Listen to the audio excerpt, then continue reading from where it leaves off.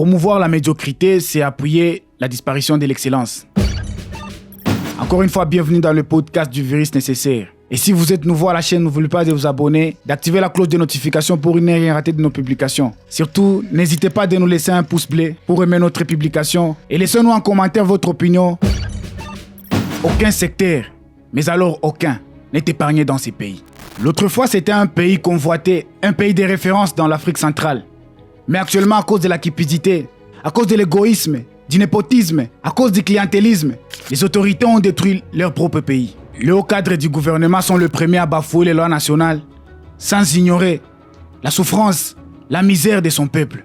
Un pays émergent, un pays l'autre fois convoité et envié par plusieurs autres pays d'Afrique. Mais aujourd'hui, malheureusement, c'est un pays en crise, c'est un pays en guerre, c'est un pays où rien ne va, où rien ne marche et la population vit dans la misère. Aujourd'hui, il y a plus sens à l'honneur et à la dignité. Une sorte de bourgeoisie partie en l'air. La nouvelle génération vit dans l'espoir et la nostalgie de leurs parents, espérant avoir un jour à construire un bel avenir et à vivre ce que leurs parents leur racontent. Henri de Monterland nous dit « Quand la bêtise gouverne, l'intelligence est un délit ». Imaginez-vous avec moi, les politiciens, les députés, les sénateurs, les gens que le peuple a élus. Malheureusement, ce sont les mêmes personnes qui ont détruit le pays en réduisant la qualité de l'éducation et permettre ou alors favoriser la tricherie, la corruption. Pourtant, nous sommes sans ignorer que l'effondrement de l'éducation égale aussi à l'effondrement de toute une nation. Les magistrats ont saccagé la justice et l'ont mis sur le marché. Donc c'est comme si parlait que tu es magistrat. Les gens qui sont censés protéger la loi, défendre le peuple, ce sont eux les premiers à violer et à voler ces lois. Dans le sens que, aujourd'hui, actuellement dans ces pays, tu n'as pas besoin d'avoir raison, mais plutôt on dit toujours, quand les autres se précipitent pour connaître les droits, il y a les autres qui se précipitent pour connaître les juges. Donc ça veut dire que si tu as un dossier, peu importe que tu sois coupable ou pas, mais si tu te connais avec un juge, facilement tu es acquitté. Ou alors tu seras innocenté lors d'un procès. Les artistes font perdre la morale, surtout la nouvelle génération. Et tout ça devant les autorités, sans que personne n'en parle. Les gens chantent n'importe quoi, ils exposent la nudité des femmes et tout le reste, sans que personne n'en parle. Et pourtant, la dignité humaine, elle est très protégée. Les religieux n'ont rien de la spiritualité, mais plutôt la récolte de l'argent. Aujourd'hui, tu veux être connu dans une église, tu veux être respecté par un pasteur, il faut beaucoup donner les mabonzas, les offrandes. Et pourtant, les églises ne sont pas là pour cela. Et tout ça, c'est le rôle du gouvernement parce que ça doit encadrer le mœurs de la société et de la communauté. Les économistes font perdre de l'argent. C'est comme s'ils étaient devenus des braqueurs ou alors des hackers. Dans le sens que tu ne sais même plus faire confiance à un gestionnaire, quelqu'un qui est spécialiste. Les ingénieurs font perdre les constructions.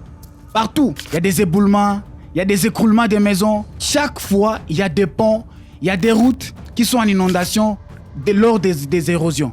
Alors on se demande, c'est quoi le rôle des gouvernements? C'est quoi le rôle des politiciens? C'est comme si la population était en train d'élire ou alors c'est choisir les gens qui sont en train de contribuer à leur propre misère. Imaginez-vous avec moi. Les militaires également font perdre une partie du territoire national. Tout ça à cause de l'argent. Même les militaires qui ont juré défendre la partie jusqu'au sacrifice suprême. Mais malheureusement, dans ces pays-là, tout ça à cause de quoi? À cause des politiciens qui, dès le départ, ce sont eux qui favorisent la corruption et la tricherie. Malheureusement, tout ça, c'est au détriment du peuple. Dans ces pays, les politiciens, c'est comme un petit dieu. On a divinisé surtout avec les cultes de la personnalité. On se demande qui est chef et qui ne l'est pas. Qui est vraiment politicien? Et pourtant, nous savons, un politicien, il est élu pour défendre le peuple, pour essayer d'apporter des solutions à la souffrance et à la misère de la population. Mais malheureusement, ce n'est pas le cas.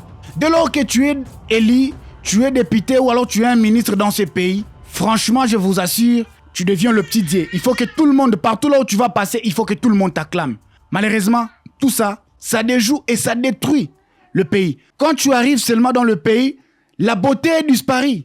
Il n'y a plus le sens, même à l'honneur, le sens à la dignité. Ça ne donne plus envie. Je me rappelle le dernier voyage que je fais dans ces pays, à l'aéroport. Je vous assure, si vous étiez moi, vous ne pouvez jamais revenir dans ces pays. Il y a des tracasseries que vous ne pouvez même pas imaginer. Partout, tout le monde se fait passer pour un agent de l'ordre. La corruption, elle est une monnaie courante dans ces pays. Donc, c'est une classe politique qui n'encourage pas et ne favorise pas l'excellence et la méritocratie.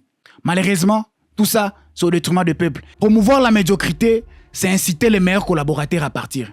Et c'est pour cette raison que vous allez voir, dans ces pays, il y a exode des cerveaux. La plupart des gens finissent les études, ils manquent du travail, ou alors ils se trouvent dans des conditions déplorables, qui ne peuvent même pas vaquer des activités. Et ils sont obligés de partir, de quitter les pays. Sans pour autant leur propre volonté, ils sont contraints de partir. Qui donc pour un Congo uni, fort et prospère?